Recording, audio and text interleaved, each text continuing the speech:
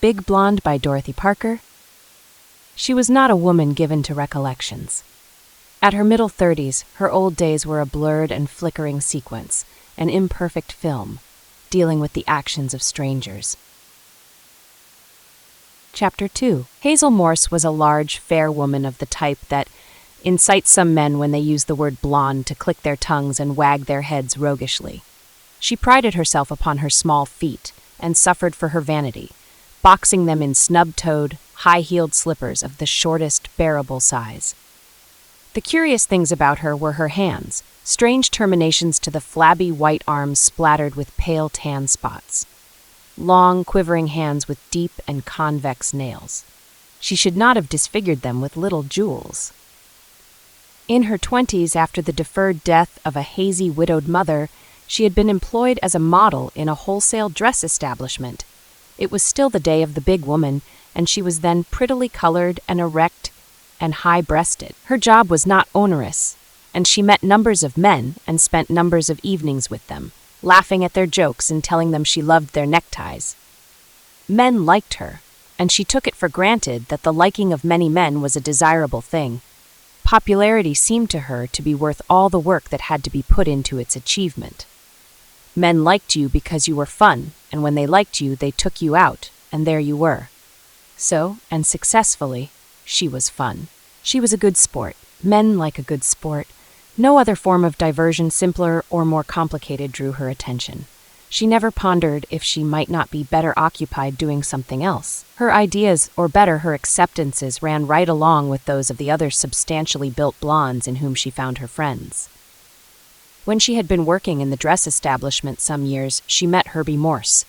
He was thin, quick, attractive, with shifting lines about his shiny brown eyes, and a habit of fiercely biting at the skin around his fingernails. He drank largely. She found that entertaining.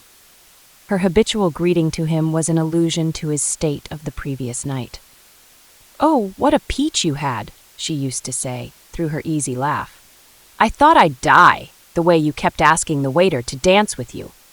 She liked him immediately upon their meeting. She was enormously amused at his fast, slurred sentences, his interpolations of apt phrases from vaudeville acts and comic strips. She thrilled at the feel of his lean arm tucked firm beneath the sleeve of her coat. She wanted to touch the wet, flat surface of his hair. He was as promptly drawn to her. They were married 6 weeks after they had met. She was delighted at the idea of being a bride, coquetted with it, played upon it. Other offers of marriage she had had, and not a few of them. But it happened that they were all from stout, serious men who had visited the dress establishment as buyers. Men from Des Moines and Houston and Chicago and, in her phrase, even funnier places. There was always something immensely comic to her in the thought of living elsewhere than New York. She could not regard as serious proposals that she share a Western residence. She wanted to be married. She was nearing 30 now, and she did hot-take the years well. She spread and softened, and her darkening hair turned her to inexpert dabblings with peroxide. There were times when she had little flashes of fear about her job, and she had had a couple of thousand evenings of being a good sport among her male acquaintances. She had come to be more conscientious than spontaneous about it. Herbie earned enough, and they took a little apartment far uptown. There was a mission-furnished dining room with a hanging central light globed in liver-colored glass. In the living room were an overstuffed suite. It's a Boston fern and a reproduction of the Henner Magdalene with the red hair and the blue draperies.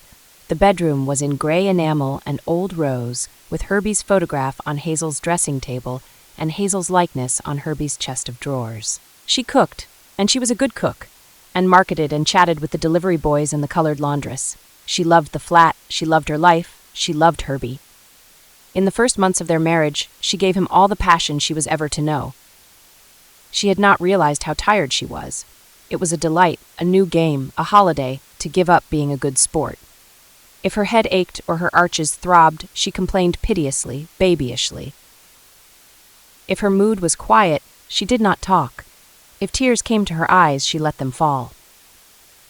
She fell readily into the habit of tears during the first year of her marriage. Even in her good sport days, she had been known to weep lavishly and disinterestedly on occasion. Her behavior at the theater was a standing joke. She could weep at anything in a play. Tiny garments, love both unrequited and mutual, seduction, purity, faithful servitors, wedlock, the triangle. "There goes Hayes," her friends would say, watching her. "She's off again." Wedded and relaxed, she poured her tears freely. To her, who had laughed so much, crying was delicious. All sorrows became her sorrows. She was tenderness. She would cry long and softly over newspaper accounts of kidnapped babies, deserted wives, unemployed men, strayed cats, heroic dogs. Even when the paper was no longer before her, her mind revolved upon these things, and the drops slipped rhythmically over her plump cheeks. "Honestly," she would say to Herbie, "all the sadness there is in the world when you stop to think about it." "Yeah," Herbie would say. She missed nobody. The old crowd, the people who had brought her and Herbie together, dropped from their lives, lingeringly at first. When she thought of this at all, it was only to consider it fitting. This was marriage. This was peace.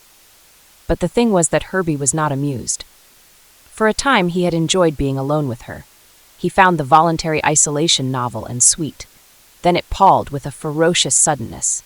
It was as if one night, sitting with her in the steam-heated living room, he would ask no more, and the next night he was through and done with the whole thing. He became annoyed by her misty melancholies.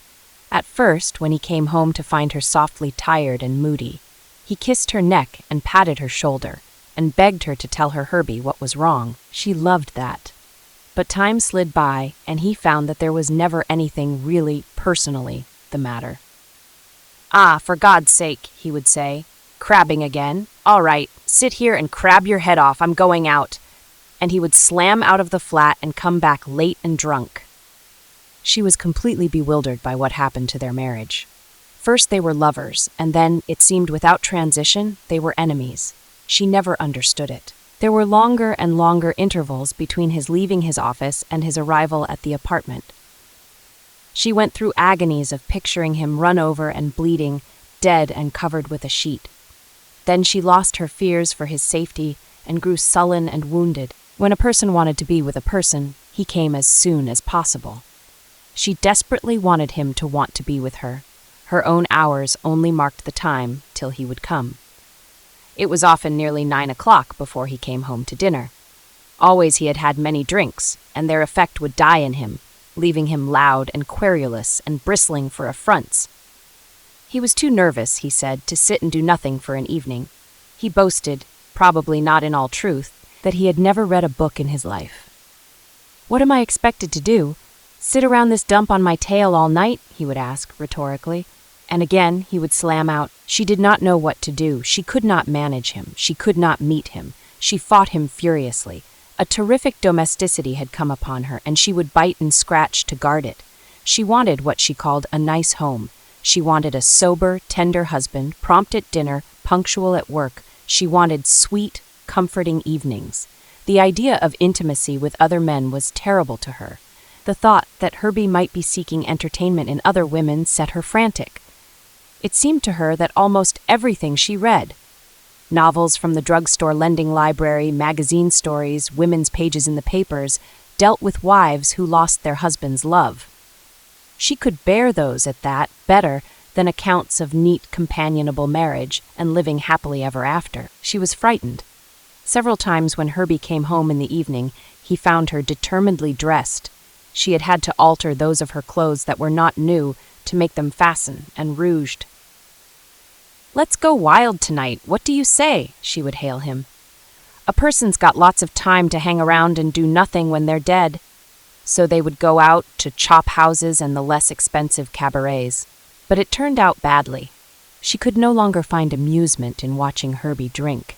She could not laugh at his whimsicalities. She was so tensely counting his indulgences, and she was unable to keep back her remonstrances. "Ah, come on, Herb, you've had enough, haven't you? You'll feel something terrible in the morning." He would be immediately enraged. "All right, crab, crab, crab, crab." That was all she ever did. What a lousy sport she was. There would be scenes, and one or the other of them would rise and stalk out in fury. She could not recall the definite day that she started drinking herself. There was nothing separate about her days. Like drops upon a window pane, they ran together and trickled away. She had been married 6 months, then a year, then 3 years. She had never needed to drink formerly. She could sit for most of a night at a table where the others were imbibing earnestly and never droop in looks or spirits, nor be bored by the doings of those about her. If she took a cocktail, it was so unusual as to cause 20 minutes or so of jocular comment. But now anguish was in her. Frequently, after a quarrel, Herbie would stay out for the night, and she could not learn from him where the time had been spent. Her heart felt tight and sore in her breast, and her mind turned like an electric fan. She hated the taste of liquor. Gin, plain or in mixtures, made her promptly sick. After experiment, she found that Scotch whiskey was best for her.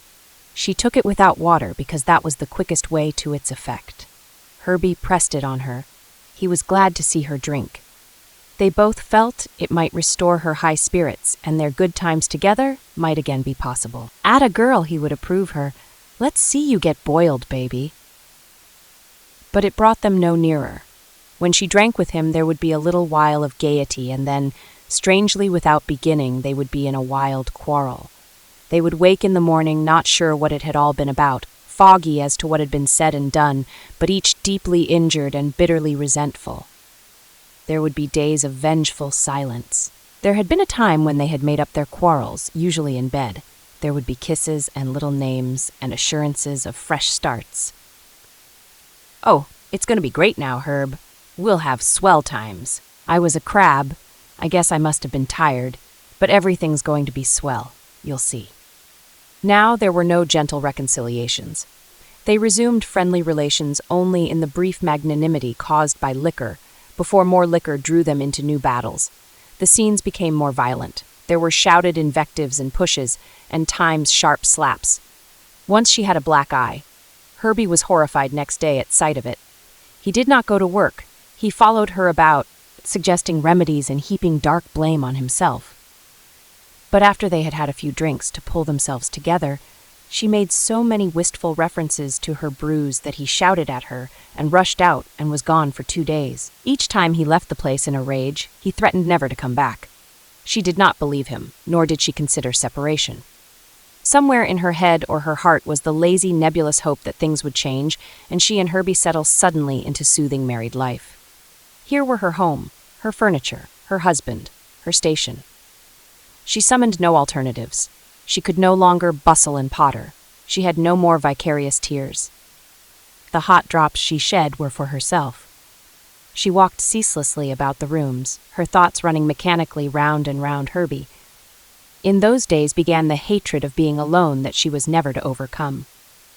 You could be by yourself when things were all right, but when you were blue, you got the howling horrors. She commenced drinking alone, little, short drinks all through the day. It was only with Herbie that alcohol made her nervous and quick in offense.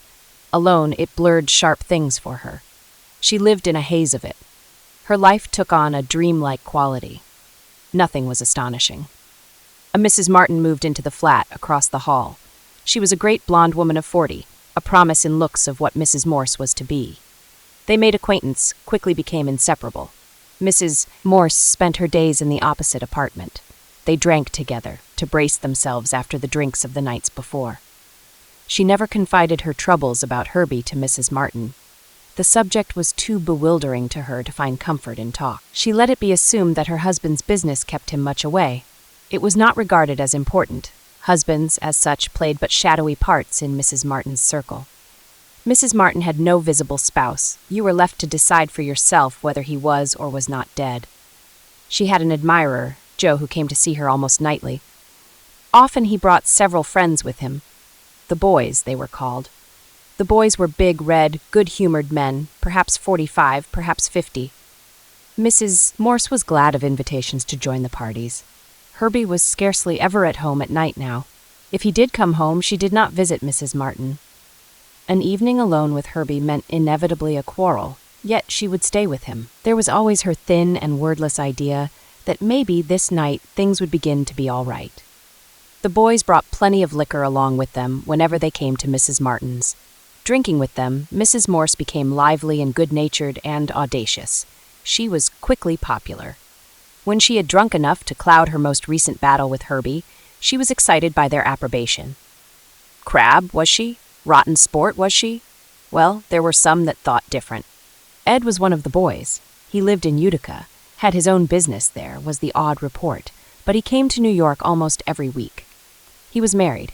He showed Mrs. Morse the then current photographs of Junior and Sister, and she praised them abundantly and sincerely. Soon it was accepted by the others that Ed was her particular friend. He staked her when they all played poker, sat next her, and occasionally rubbed his knee against hers during the game. She was rather lucky. Frequently she went home with a $20 bill or a $10 bill or a handful of crumpled dollars. She was glad of them. Herbie was getting, in her words, something awful about money. To ask him for it brought an instant row. "What the hell do you do with it?" He would say, "Shoot it all on scotch?" "I try to run this house halfway decent," she would retort.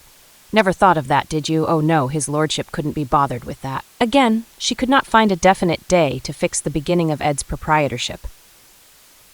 It became his custom to kiss her on the mouth when he came in, as well as for farewell, and he gave her little quick kisses of approval all through the evening. She liked this rather more than she disliked it. She never thought of his kisses when she was not with him. He would run his hand lingeringly over her back and shoulders. "Some dizzy blonde, eh?" he would say. "Some doll." One afternoon she came home from Mrs. Martin's to find Herbie in the bedroom. He had been away for several nights, evidently on a prolonged drinking bout. His face was gray, his hands jerked as if they were on wires. On the bed were 2 old suitcases, packed high. Only her photograph remained on his bureau, and the wide doors of his closet disclosed nothing but coat hangers. "I'm blowing," he said. "I'm through with the whole works. I got a job in Detroit." She sat down on the edge of the bed. She had drunk much the night before, and the 4 scotches she had had with Mrs. Martin had only increased her fogginess. "Good job," she said. "Oh yeah," he said. "Looks all right." He closed his suitcase with difficulty, swearing at it in whispers. "There's some dough in the bank," he said. "The bank book's in your top drawer. You can have the furniture and stuff."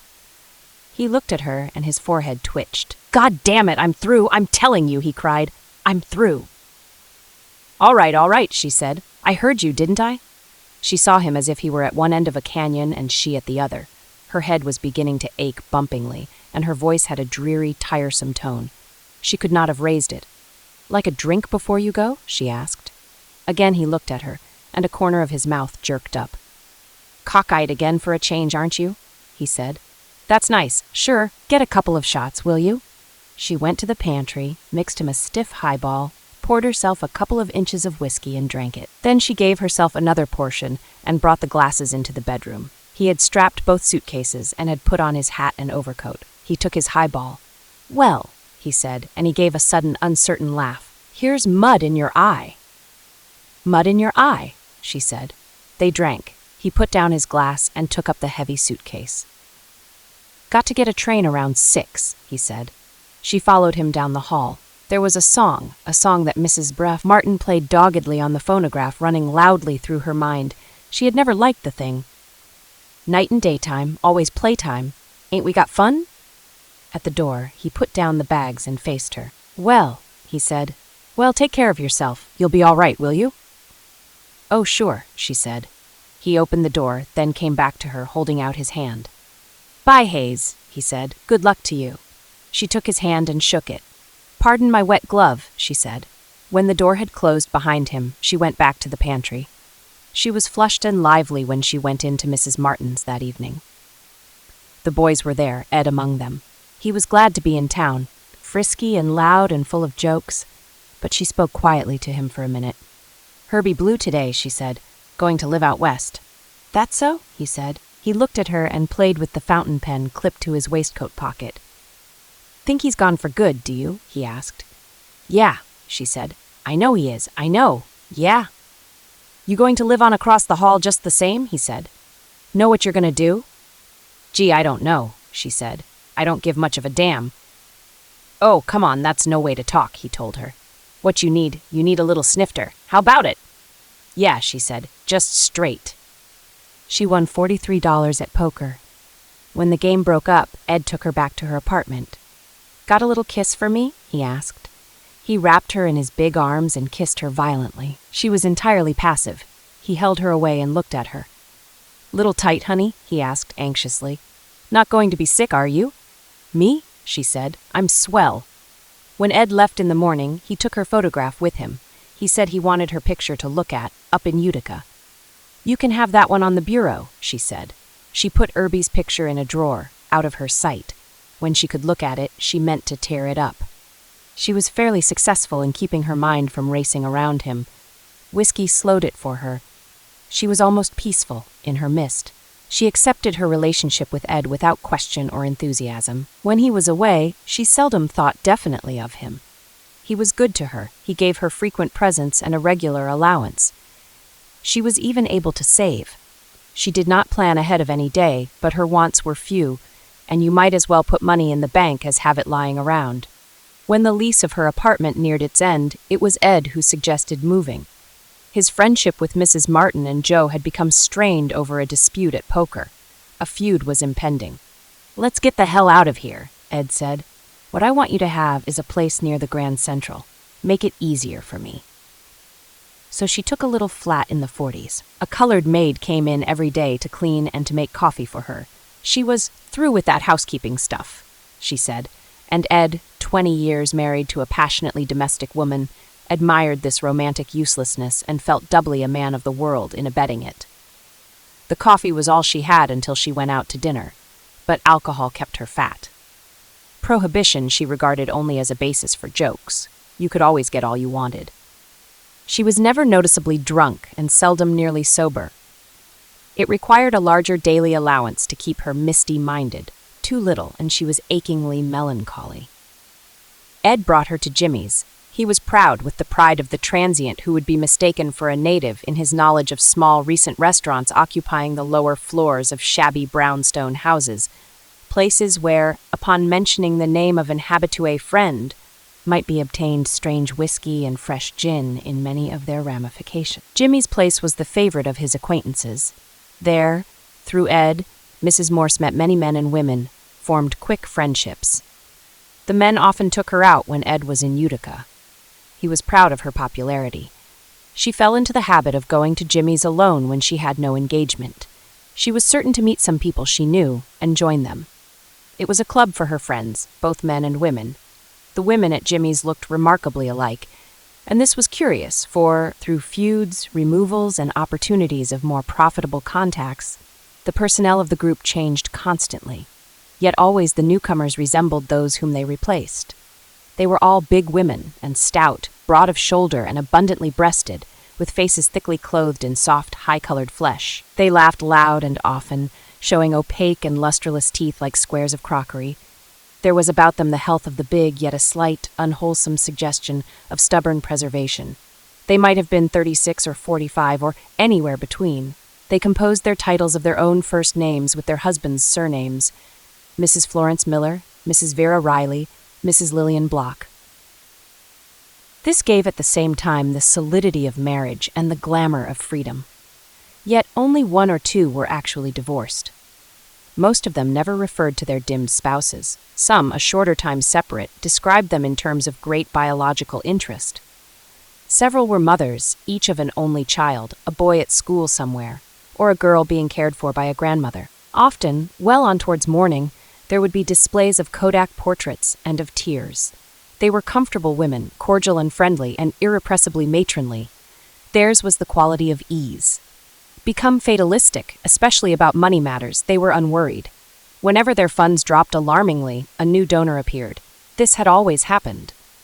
The aim of each was to have one man, permanently, to pay all her bills, in return for which she would have immediately given up other admirers and probably would have become exceedingly fond of him, for the affections of all of them were, by now, unexacting, tranquil, and easily arranged. This end, however, grew increasingly difficult yearly. Mrs. Morse was regarded as fortunate. Ed had a good year, increased her allowance, and gave her a sealskin coat. But she had to be careful of her moods with him. He insisted upon gaiety. He would not listen to admissions of aches or weariness. "Hey, listen," he would say. "I got worries of my own, and plenty. Nobody wants to hear other people's troubles, sweetie. What you got to do, you got to be a sport and forget it. See, well, slip us a little smile then, that's my girl." She never had enough interest to quarrel with him as she had with Herbie, but she wanted the privilege of occasional admitted sadness. It was strange. The other women she saw did not have to fight their moods. There was Mrs. Florence Miller, who got regular crying jags, and the men sought only to cheer and comfort her. The others spent whole evenings in grieved recitals of worries and ills. Their escorts paid them deep sympathy, but she was instantly undesirable when she was low in spirits. Once at Jimmy's, when she could not make herself lively, Ed had walked out and left her. "Why the hell don't you stay home and not go spoiling everybody's evening?" he had roared. Even her slightest acquaintances seemed irritated if she were not conspicuously light-hearted. "What's the matter with you? Anyway," they would say. "Be your age, why don't you? Have a little drink and snap out of it." When her relationship with Ed had continued nearly 3 years, he moved to Florida to live. He hated leaving her. He gave her a large check and some shares of a sound stock, and his pale eyes were wet when he said goodbye. She did not miss him. He came to New York infrequently, perhaps 2 or 3 times a year, and hurried directly from the train to see her. She was always pleased to have him come, and never sorry to see him go. Charlie, an acquaintance of Ed's that she had met at Jimmy's, had long admired her. He had always made opportunities of touching her and leaning close to talk to her. He asked repeatedly of all their friends if they had ever heard such a fine laugh as she had. After Ed left, Charlie became the main figure in her life. She classified him and spoke of him as not so bad. There was nearly a year of Charlie. Then she divided her time between him and Sydney, another frequenter of Jimmy's. Then Charlie slipped away altogether. Sydney was a little, brightly dressed, clever Jew. She was perhaps nearest contentment with him. He amused her always. Her laughter was not forced. He admired her completely. Her softness and size delighted him. And he thought she was great, he often told her, because she kept gay and lively when she was drunk. "Once I had a gal," he said, used to try and throw herself out of the window every time she got a can on. "Jesus," he added feelingly. Then Sydney married a rich and watchful bride, and then there was Billy. No, after Sydney came Ferd, then Billy. In her haze, she never recalled how men entered her life and left it. There were no surprises. She had no thrill at their advent, nor woe at their departure. She seemed to be always able to attract men. There was never another as rich as Ed, but they were all generous to her, in their means. Once she had news of Herbie. She met Mrs. Martin dining at Jimmy's, and the old friendship was vigorously renewed. The still admiring Joe, while on a business trip, had seen Herbie. He had settled in Chicago. He looked fine. He was living with some woman. Seemed to be crazy about her. Mrs. Morse had been drinking vastly that day. She took the news with mild interest, as one hearing of the sex peccadillos of somebody whose name is, after a moment's groping, familiar. "Must be damn near 7 years since I saw him," she commented. "Gee, 7 years." More and more, her days lost their individuality. She never knew dates, nor was sure of the day of the week. "My God, was that a year ago?" she would exclaim when an event was recalled in conversation. She was tired so much of the time. Tired and blue. Almost everything could give her the blues. Those old horses she saw on 6th Avenue, struggling and slipping along the car tracks or standing at the curb, their heads dropped level with their worn knees. The tightly stored tears would squeeze from her eyes as she teetered past on her aching feet in the stubby, champagne-colored slippers. The thought of death came and stayed with her and lent her a sort of drowsy cheer. It would be nice and restful, to be dead. There was no settled, shocked moment when she first thought of killing herself. It seemed to her as if the idea had always been with her. She pounced upon all the accounts of suicides in the newspapers. There was an epidemic of self-killings. Or maybe it was just that she searched for the stories of them so eagerly that she found many. To read of them roused reassurance in her. She felt a cozy solidarity with the big company of the voluntary dead. She slept, aided by whiskey, till deep into the afternoons, then lay abed, a bottle and glass at her hand, until it was time to dress to go out for dinner. She was beginning to feel towards alcohol a little puzzled distrust, as toward an old friend who has refused a simple favor.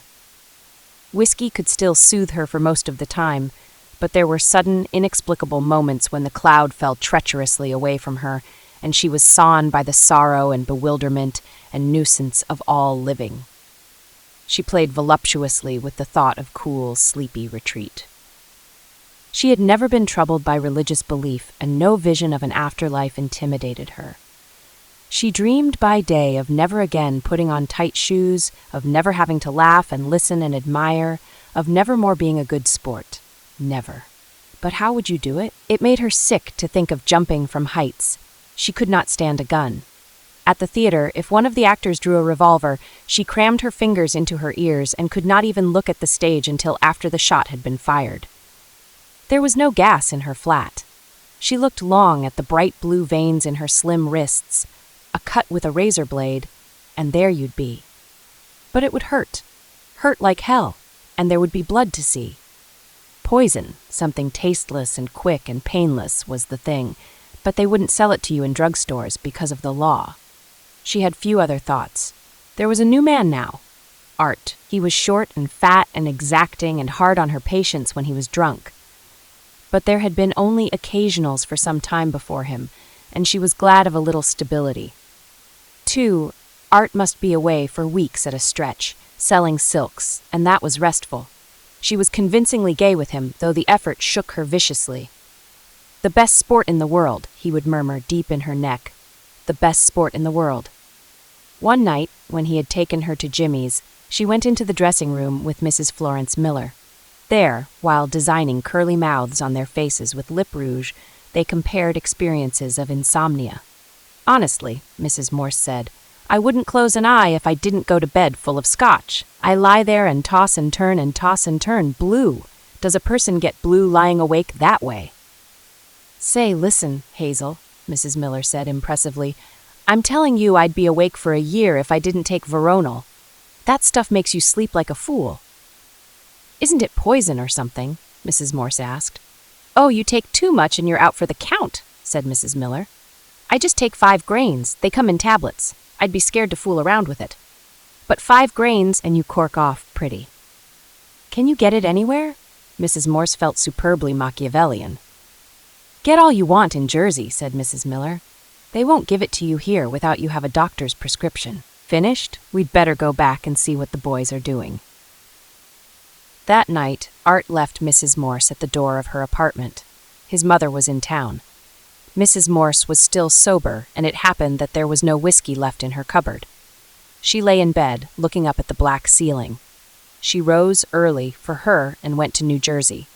She had never taken the tube and did not understand it, so she went to the Pennsylvania station and bought a railroad ticket to Newark. She thought of nothing in particular on the trip out. She looked at the uninspired hats of the women about her and gazed through the smeared window at the flat, gritty scene. In Newark, in the first drugstore she came to, she asked for a tin of talcum powder, a nail brush, and a box of Veronal tablets. The powder and the brush were to make the hypnotic seem also a casual need. The clerk was entirely unconcerned. "We only keep them in bottles," he said, and wrapped up for her a little glass vial containing 10 white tablets stacked one on another. She went to another drugstore and bought a face cloth, an orange wood stick, and a bottle of Veronal tablets. The clerk was also uninterested. "Well, I guess I got enough to kill an ox," she thought, and went back to the station.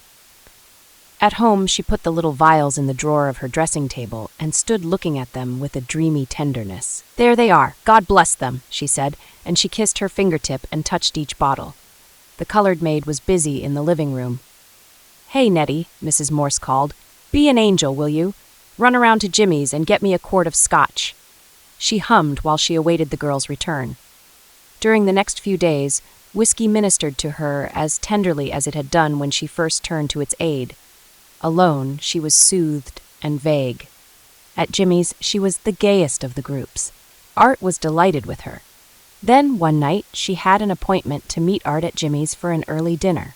He was to leave afterward on a business excursion, to be away for a week. Mrs. Morse had been drinking all the afternoon. While she dressed to go out, she felt herself rising pleasurably from drowsiness to high spirits. But as she came out into the street, the effects of the whiskey deserted her completely, and she was filled with a slow, grinding wretchedness so horrible that she stood swaying on the pavement, unable for a moment to move forward. It was a gray night with spurts of mean, thin snow, and the streets shone with dark ice. As she slowly crossed 6th Avenue, consciously dragging one foot past the other, a big, scarred horse pulling a rickety express wagon crashed to his knees before her. The driver swore and screamed and lashed the beast insanely, bringing the whip back over his shoulder for every blow, while the horse struggled to get a footing on the slippery asphalt. A group gathered and watched with interest. Art was waiting when Mrs. Morse reached Jimmy's. "What's the matter with you, for God's sake?" was his greeting to her. "I saw a horse," she said. "Gee, a person feels sorry for horses. It isn't just horses. Everything's kind of terrible, isn't it? I can't help getting sunk." "Ah, sunk me eye," he said. "What's the idea of all the belly aching? What have you got to be sunk about?" "I can't help it," she said. "Ah, help it me eye," he said. "Pull yourself together, will you? Come on and sit down and take that face off you." She drank industriously and she tried hard, but she could not overcome her melancholy. Others joined them and commented on her gloom, and she could do no more for them than smile weakly. She made little dabs at her eyes with her handkerchief, trying to time her movements so they would be unnoticed, but several times Art caught her and scowled, and shifted impatiently in his chair. When it was time for him to go to his train, she said she would leave too and go home. "And not a bad idea, either," he said. "See if you can't sleep yourself out of it." "I'll see you Thursday. For God's sake, try and cheer up by then, will you?" "Yeah," she said. "I will." In her bedroom, she undressed with a tense speed, wholly unlike her usual slow uncertainty. She put on her nightgown, took off her hairnet, and passed the comb quickly through her dry, vari-colored hair. Then she took the 2 little vials from the drawer and carried them into the bathroom. The splintering misery had gone from her, and she felt the quick excitement of one who is about to receive an anticipated gift. She uncorked the vials, filled a glass with water, and stood before the mirror, a tablet between her fingers. Suddenly she bowed graciously to her reflection and raised the glass to it. "Well, here's mud in your eye," she said. The tablets were unpleasant to take, dry and powdery and sticking obstinately halfway down her throat. It took her a long time to swallow all 20 of them. She stood watching her reflection with deep, impersonal interest, studying the movements of the gulping throat. Once more she spoke aloud to it. "For God's sake, try and cheer up by Thursday, will you?" she said. "Well, you know what he can do. He and the whole lot of them." She had no idea how quickly to expect effect from the veronal. When she had taken the last tablet, she stood uncertainly, wondering, still with a courteous, vicarious interest, if death would strike her down then and there. She felt in no way strange, save for a slight stirring of sickness from the effort of swallowing the tablets, nor did her reflected face look at all different. It would not be immediate, then. It might even take an hour or so. She stretched her arms high and gave a vast yawn. "Guess I'll go to bed," she said. "Gee, I'm nearly dead." That struck her as comic, and she turned out the bathroom light and went in and laid herself down in her bed, chuckling softly all the time. "Gee, I'm nearly dead," she quoted. "That's a hot one."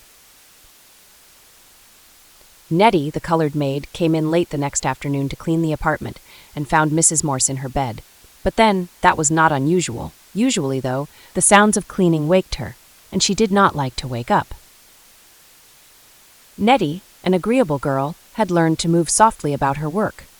But when she had done the living room and stolen in to tidy the little square bedroom, she could not avoid a tiny clatter as she arranged the objects on the dressing table. Instinctively, she glanced over her shoulder at the sleeper, and without warning, a sickly uneasiness crept over her. She came to the bed and stared down at the woman lying there. Mrs. Morse lay on her back, one flabby white arm flung up, the wrist against her forehead. Her stiff hair hung untenderly along her face.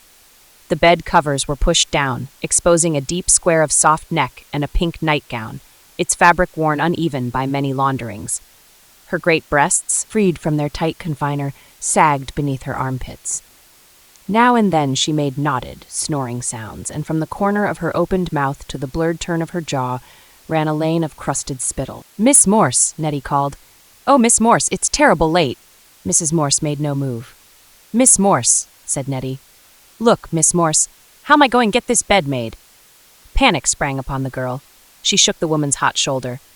"Ah, wake up, will ya?" she whined. "Ah, please wake up." Suddenly the girl turned and ran out in the hall to the elevator door, keeping her thumb firm on the black, shiny button until the elderly car and its Negro attendant stood before her. She poured a jumble of words over the boy and led him back to the apartment. He tiptoed creakingly into the bedside, first gingerly, then so lustily that he left marks in the soft flesh. He prodded the unconscious woman. "Hey there," he cried, and listened intently, as for an echo. "Geez, out like a light," he commented. At his interest in the spectacle, Nettie's panic left her. Importance was big in both of them. They talked in quick, unfinished whispers, and it was the boy's suggestion that he fetch the young doctor who lived on the ground floor. Nettie hurried along with him. They looked forward to the limelight moment of breaking their news of something untoward, something pleasurably unpleasant. Mrs. Morse had become the medium of drama. With no ill wish to her, they hoped that her state was serious, that she would not let them down by being awake and normal on their return. A little fear of this determined them to make the most to the doctor of her present condition. Matter of life and death returned to Nettie from her thin store of reading. She considered startling the doctor with the phrase. The doctor was in and none too pleased at interruption. He wore a yellow and blue striped dressing gown, and he was lying on his sofa, laughing, with a dark girl, her face scaly with inexpensive powder, who perched on the arm. Half-emptied highball glasses stood beside them, and her coat and hat were neatly hung up, with the comfortable implication of a long stay. Always something, the doctor grumbled. Couldn't let anybody alone after a hard day.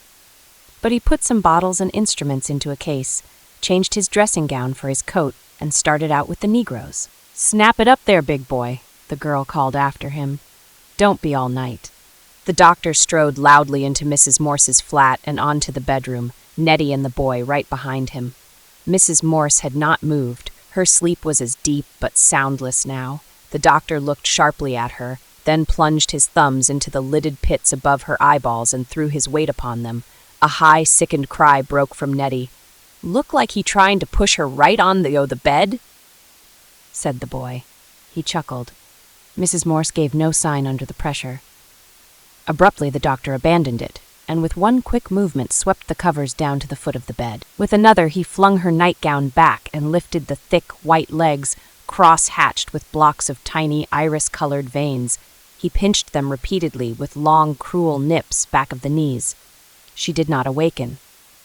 "What's she been drinking?" he asked Nettie over his shoulder. With the certain celerity of one who knows just where to lay hands on a thing, Nettie went into the bathroom, bound for the cupboard where Mrs. Morse kept her whiskey. But she stopped at the sight of the 2 vials with their red and white labels lying before the mirror. She brought them to the doctor. "Oh, for the Lord Almighty's sweet sake," he said. He dropped Mrs. Morse's limp legs and pushed them impatiently across the bed. What did she want to go taking that tripe for? Rotten yellow trick. That's what a thing like that is. Now we'll have to pump her out and all that stuff. Nuisance, a thing like that is. That's what it amounts to. Here, George, take me down in the elevator. You wait here, maid. She won't do anything." "She won't die on me, will she?" cried Nettie. "No," said the doctor. "God, no. You couldn't kill her with an axe." After 2 days, Mrs. Morse came back to consciousness, dazed at first, then with a comprehension that brought with it the slow, saturating wretchedness. "Oh, Lord," she moaned, and tears for herself and for life striped her cheeks. Nettie came in at the sound. For 2 days she had done the ugly, incessant tasks in the nursing of the unconscious. For 2 nights she had caught broken bits of sleep on the living room couch. She looked coldly at the big, blown woman in the bed. "What you been trying to do, Miss Morse?" she said. "What kind of work is that, taking all that stuff?" "Oh, Lord," moaned Mrs. Morse again, and she tried to cover her eyes with her arms, but the joints felt stiff and brittle, and she cried out at their ache. "There's no way to act taking them pills," said Nettie. "You can thank you stars you had all. How you feel now?" "Oh, I feel great," said Mrs. Morse. "Swell, I feel." Her hot, painful tears fell as if they would never stop. "There's no way to take on, crying like that," Nettie said. "After what you done. The doctor, he says he could have you arrested doing a thing like that. He was fit to be tied here." "Why couldn't he let me alone?" wailed Mrs. Morse. "Why the hell couldn't he have? That's terrible, Miss Morse, swearing and talking like that," said Nettie, "after what people done for you. Here I ain't house had no sleep at all, and I had to give up going out to my other ladies." "Oh, I'm sorry, Nettie," she said. "You're a peach. I'm sorry I've given you so much trouble. I couldn't help it. I just got sunk." "Didn't you ever feel like doing it, when everything looks just lousy to you?" "I wouldn't think no such thing," declared Nettie. "You got to cheer up. That's what you got to do. Everybody's got their troubles." "Yeah," said Mrs. Morse, "I know." "Come a pretty picture card for you," Nettie said. "Maybe that will cheer you up." She handed Mrs. Morse a postcard. Mrs. Morse had to cover one eye with her hand in order to read the message. Her eyes were not yet focusing correctly. It was from Art. On the back of a view of the Detroit Athletic Club, he had written, "Greeting and salutations. Hope you have lost that gloom. Cheer up and don't take any rubber nickels. See you on Thursday." She dropped the card to the floor. Misery crushed her as if she were between great smooth stones. There passed before her a slow pageant of days spent lying in her flat, of evenings at Jimmy's being a good sport, making herself laugh and coo at art and other arts. She saw a long parade of weary horses and shivering beggars and all beaten, driven, stumbling things. Her feet throbbed as if she had crammed them into the stubby champagne-colored slippers. Her heart seemed to swell and fester. "Nettie," she cried, "for heaven's sake, pour me a drink, will you?" The maid looked doubtful.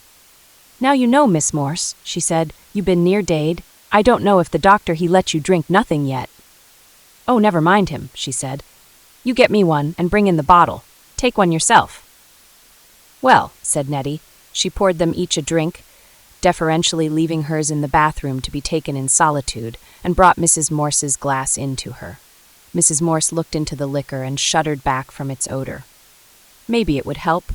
Maybe, when you had been knocked cold for a few days, your very first drink would give you a lift. Maybe whiskey would be her friend again. She prayed without addressing a god, without knowing a god. Oh, please, please, let her be able to get drunk. Please keep her always drunk. She lifted the glass. "Thanks, Nettie," she said. "Here's mud in your eye." The maid giggled. "Tha's the way, Miss Morse," she said. "You cheer up now." "Yeah," said Mrs. Morse. "Sure."